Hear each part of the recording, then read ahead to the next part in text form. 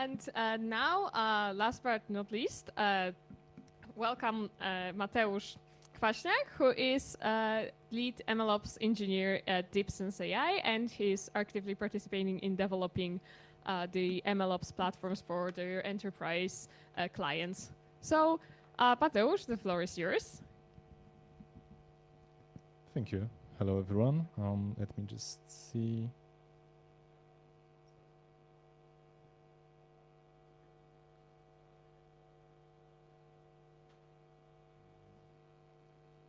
Okay, so this one works. This one works. And can I use this one? Yeah.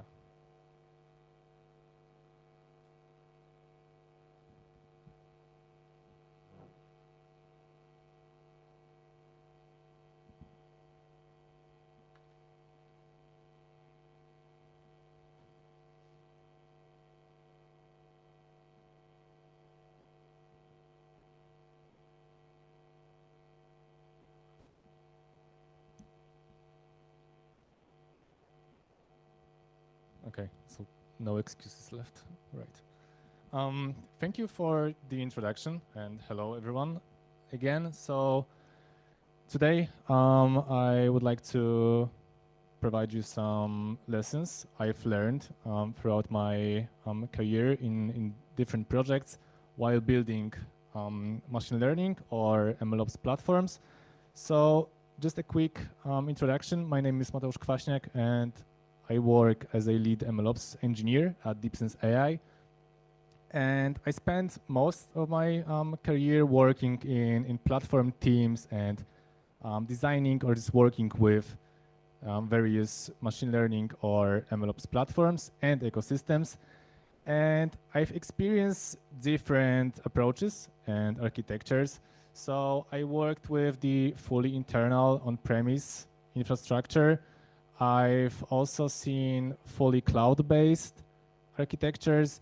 And in this, we've also worked with platforms based on services such as SageMaker and also just a sort of best-in-class set of components.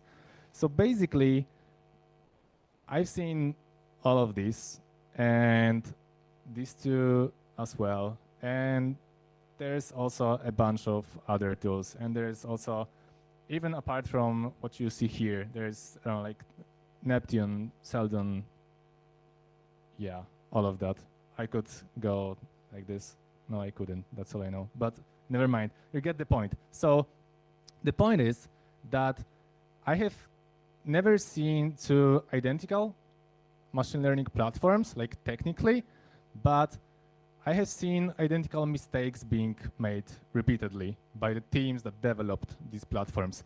And that led me here. So today I would like to share with you some of the lessons that I learned while working on these platforms. So let's start. So first of all, like this one sounds like an obvious one, but trust me, it's not that obvious. So before you actually start working on your MLOps platform, you need to actually identify first and then meet all of your stakeholders. So the problem is that, I mean, that's the problem for every team, like in general, also just in software engineering. But it's even worse for a platform team, like kind of centralized platform team, because you have to deal with multiple product teams that have a lot of data scientists and also engineers, ML engineers, data engineers. They all tend to have different requests and expectations. Also, you might have to fulfill the requirements of not one, but many product teams. That's even worse. And obviously, it's not the end because there's management. You cannot get rid of that. And you have to take that into account because that's the group that's going to influence the budget that you have, the priorities, the headcount in your team. So this is definitely something to take into account. There's more than that. There's also the IT team or whatever you call it at your company. So for instance, if you're going for the on-premise approach, you are kind of limited by the infrastructure and hardware that you have available. And there's more onto that. So like all of these SecOps teams, legal operations, it depends on the company, but the point is that you need to know what strings attached you have to your team in order to perform and to success. So if you are here because you are just going to start building your very first MLOps platform, and somebody said you that we just need one and that's enough, that's not enough. Okay, I mean, you need to talk to a bunch of people, like the product teams. You need to know how they work on a daily basis. What tools do they use? Do they have their preferred tech stack, or maybe not yet? Do they need more help with the deployment of the services, or maybe with the experimentation phase first? You need to interview all of the stakeholders to get the idea what problems are we actually going to solve. Management. So as I said already, you need to get their expectations as well to make sure that before you start working, you're actually going into the right direction. Also, the other teams that I mentioned, there's a bunch of questions that you need to know the answers for before you actually start working on any kind of MLOps platform. And once you get those and you're ready to work, the next point is to keep it simple. And that one also might sound obvious, but we've all been there, and it's not that obvious in the end. Because I think, especially in the AI services area, we tend to get very ambitious. Like, we all want to have to be that Meta lab doing all the greatest work. We are not necessarily like them. So like, if you're not training the LLMs from scratch, but rather just serving XGBoost models, maybe your MLOps platform doesn't have to be that complicated, right? And same with anything else that's here. Is it readable, like back there in the last row? Not really. Great, because it's a mess. And I mean, so like, there's a lot of the components that you have here, and you might be tempted also, like, by seeing, you might have seen things like MLOps tools, Canvas, or wherever, where you can just put the experimentation tracking tool, model serving tool, feature store, and whatnot. Yeah, I mean, maybe you need a feature store, but do you? I mean, we've been there. We spent quite a lot of time. Then we evaluated many of the vendors. Like, that was, I think, 1 year ago. That was basically the year of feature stores. At that time, we spent a lot of time just evaluating different vendors and checking the POCs. In the end, we learned that there was actually nobody interested in that in the end. So we ditched that idea, and nobody ever complained about that. Like, we didn't need it. We just thought it might be cool to have a feature store because everyone was just saying about that. So keep it simple. And one good guideline that I find very useful in this case is that you need to remember this separation here, that as a platform team, your role is to basically provide the building blocks for the product teams. Like, they build the toys, they have the funny part, sorry. We just need to provide the building blocks. So why would you provide the building blocks that nobody is going to use, right? I mean, so after having the interviews with your stakeholders, you should already get an idea which building blocks are going to be actually used, and use that information. I mean, don't forget about that. Don't just get caught in that run for having the biggest and the most complex MLOps platform that exists. I mean, that's cool if you're then going to have a presentation and show the complex architecture, but you are going to struggle on a daily basis, so not worth it.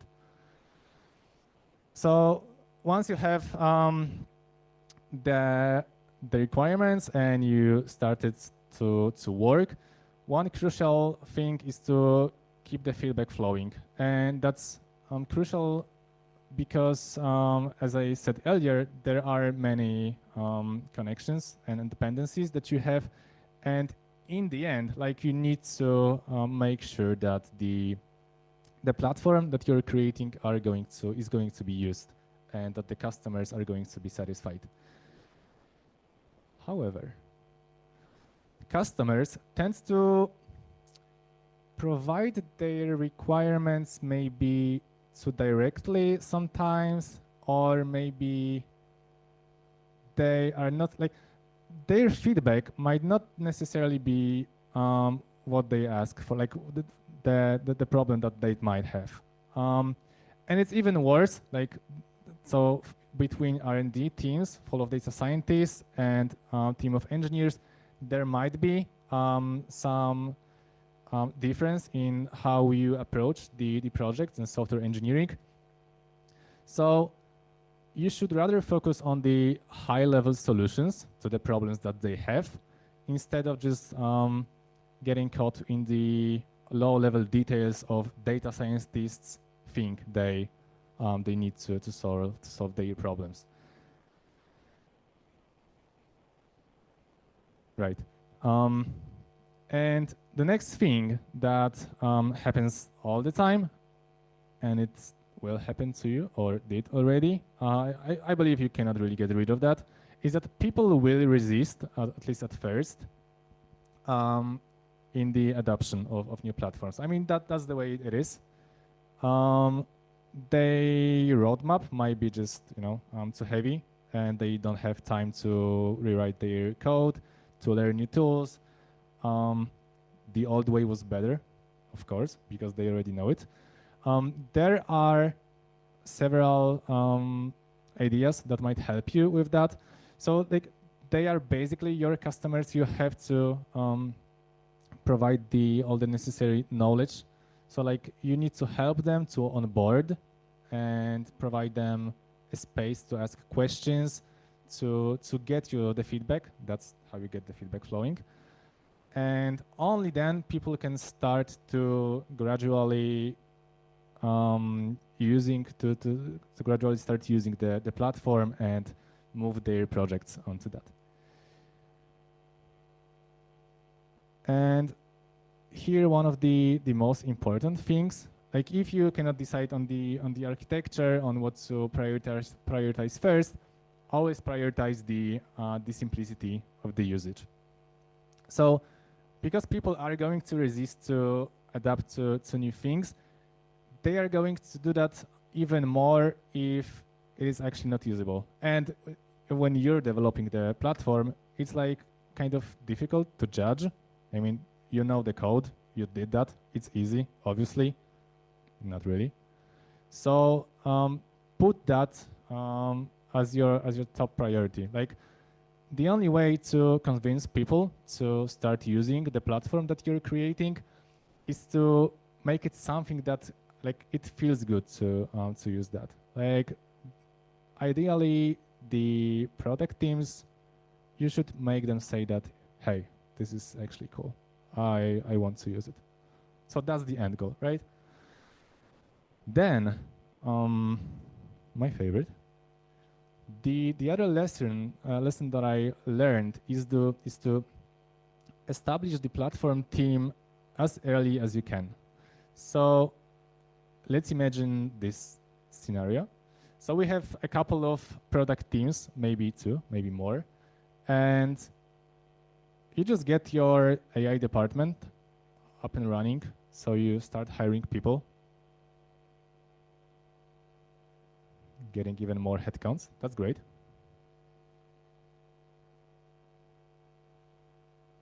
But then you decide to actually set up the platform team. Any idea what could go wrong?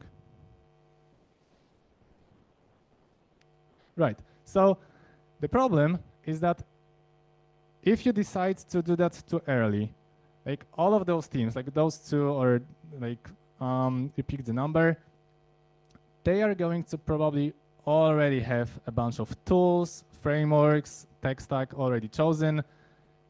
It will be even more difficult for you to get the adoption. So like, I understand that's obvious that the platform team is not the very first thing that you think of when setting up the department, but you need to take that into account. If you do that too late, product teams have their own priorities. Like, you cannot blame them for that. But if you do it too late, then you're going to struggle even more with the adoption.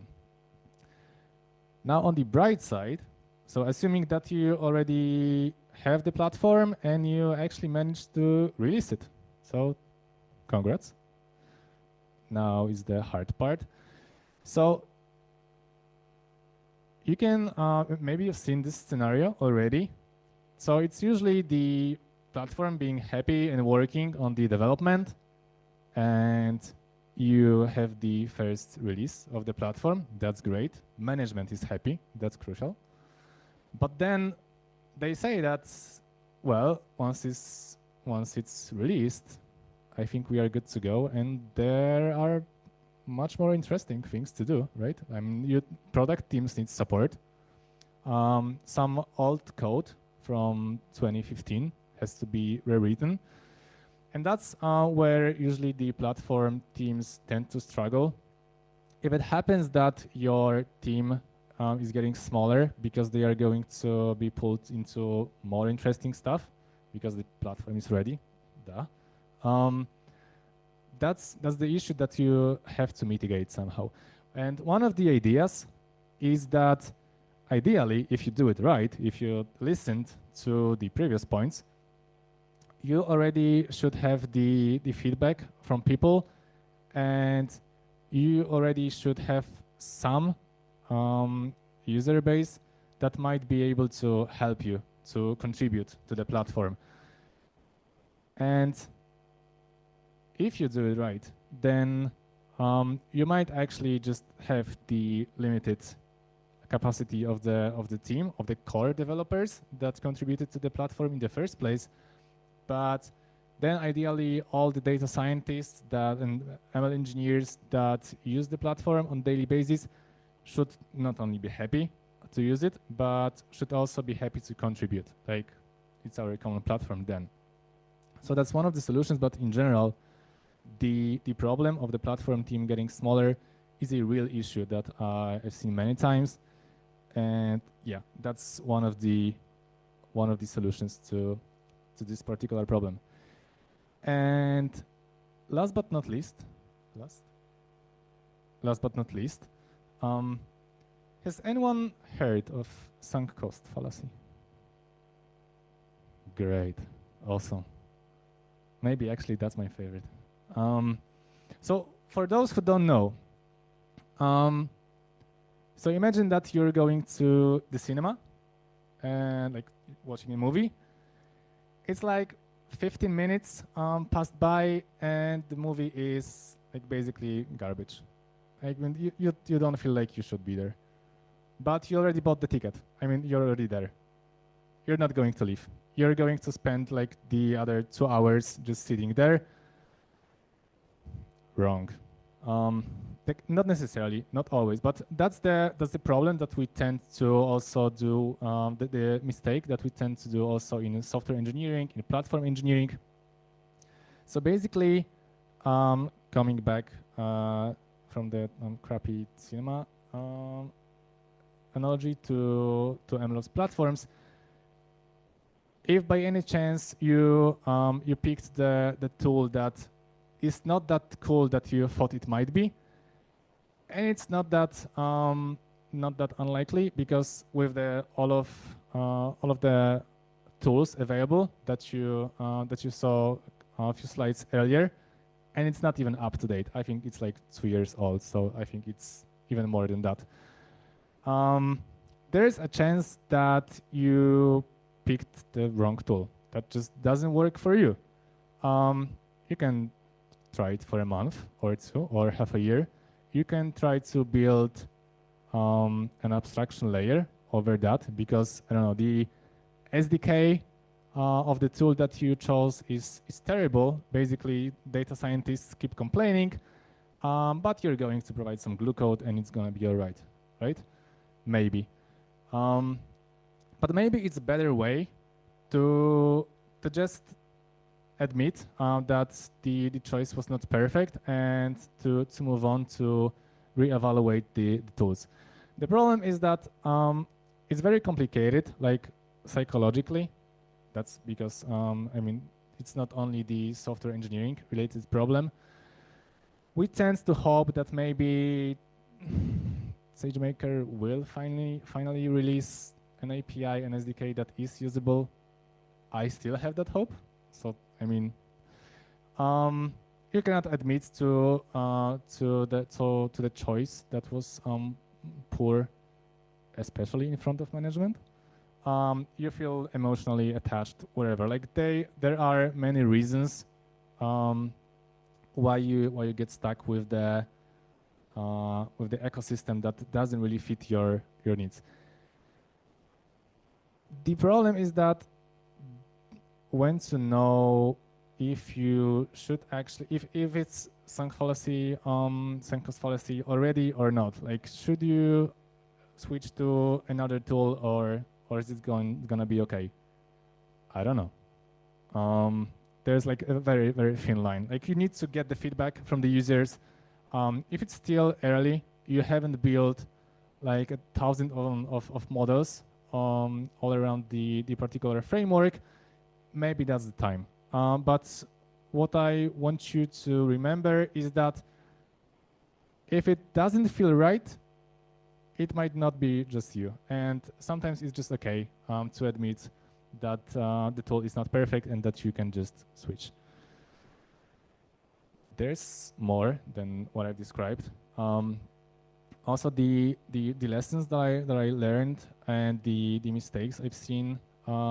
We could do basically a whole another presentation, for instance, about how to optimize the feedback flow and how to get the changes both in product teams and platforms really doable, how those two teams could contribute. But those were the things that I think are the most common and most troublesome. So I hope that whatever is going to be or whatever is the architecture of your MLOps platform that you're using or that you're going to build, I hope you will remember at least some of those and you will not fall into the same traps I did. So fingers crossed, good luck. Thank you.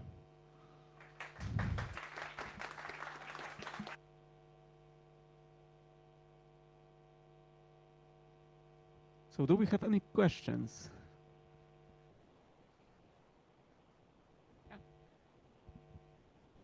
Right, so yeah, great presentation. By the way, I love the split of different contributors, especially the fact that typically when I go to engagement, I see data scientists, data engineers. I've never seen dedicated ML product team. And I was always wondering, because I go to, for example, data scientists, I ask them, okay, look guys, we need to iterate faster. We need to get this data, for example, new feature, and they say, okay, I will submit the ticket to data engineering team. Okay, when we will get this feature? In 2 weeks. And I wonder if you ever witnessed such a situation during the engagement, and if so, what are you proposing? Do you try to bring some kind of a platform person that would, for example, set up like common environment, or you, for example, try to bring up to speed the data science team so that they take care of this faster iterations, take the piece of data engineering, or what is your experience with something like this, and did you ever witness something like this? Right, thank you. So I think just in short, the rule of thumb is that so sticking to this split of the like product teams having building the real toys and the platform team responsible for the building blocks.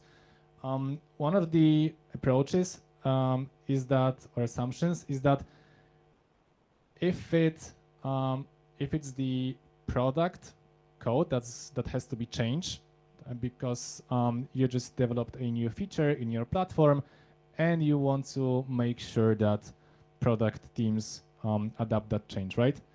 You have to do it. Like it could be one of the engineers in your platform team going there and making the change.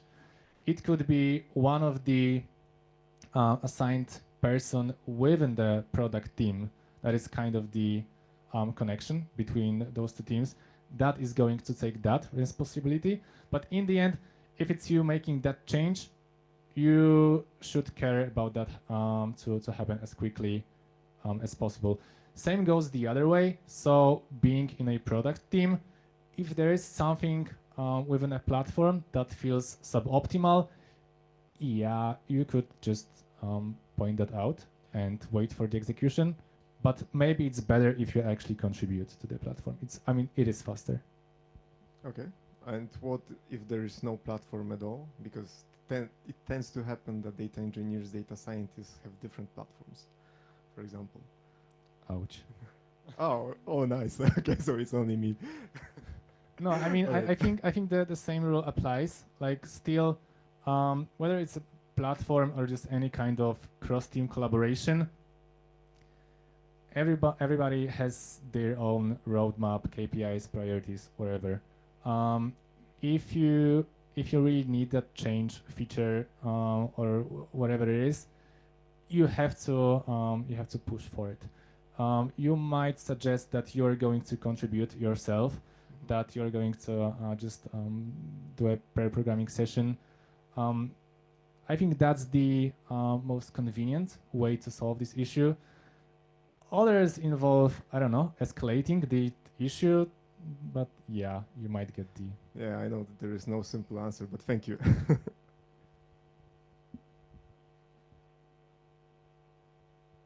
Any more questions?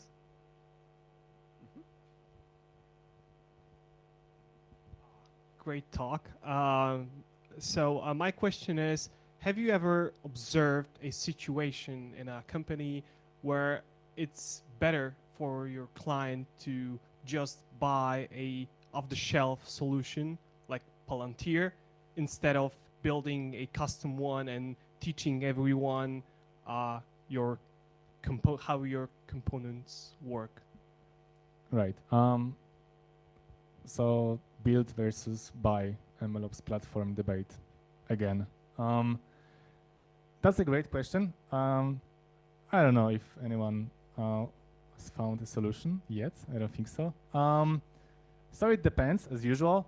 I think one of the most important or the easiest guidelines here is the size of your platform team. Like, do you have any? Do you have the skill set to build one? And other things like a budget, or are you actually able to agree to get your data and send it to the third-party vendor, whether it is just a feature store or a full MLOps platform? I think, unfortunately, there is still not a simple answer to that. Again, a rule of thumb might be that if you want to have it quickly, if you want to make sure that all of the components, like the model serving, training, whatever, is nicely integrated with each other, yeah, opting for a just one all-in-one platform might be a better choice.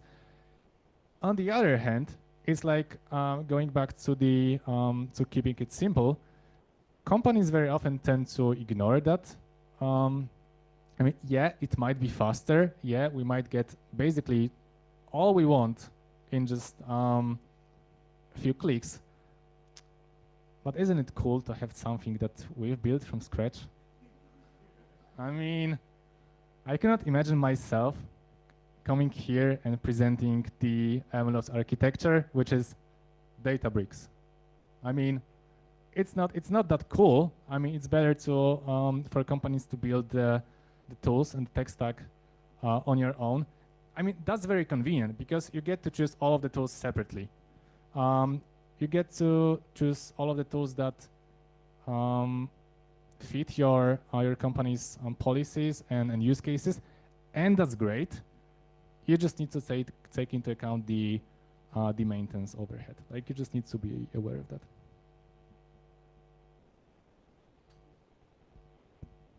Just to add to that, I think you also have the option of going hybrid, where you have, let's say, an open source solution and you add a layer of customization on top. That's gonna help you manage the things that you don't have to build from scratch. Let's say an experiment tracker. You don't want to build MLflow from scratch, but you can use MLflow and create a customization on top of it. Just an example.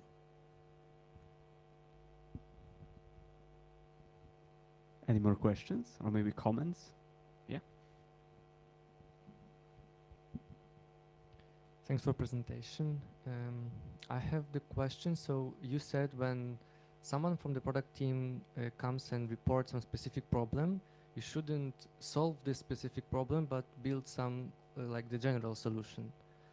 And it sounds like a good option, but do you have any example in the back of your head and how to not fall into this trap to solving a very specific problem? Did I?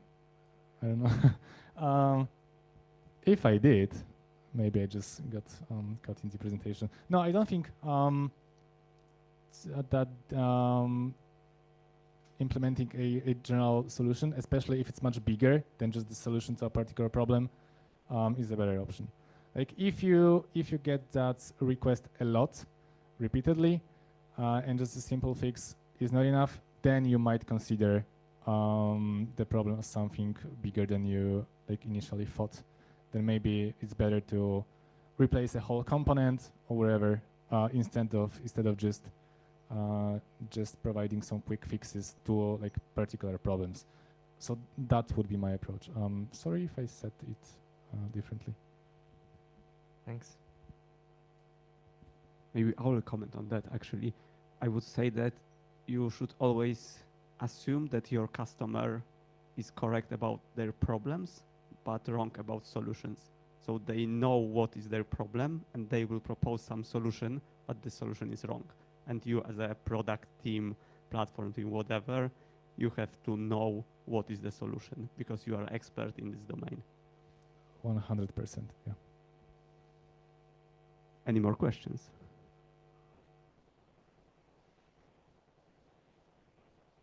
Okay, thank you very much. Thank you, Mateusz.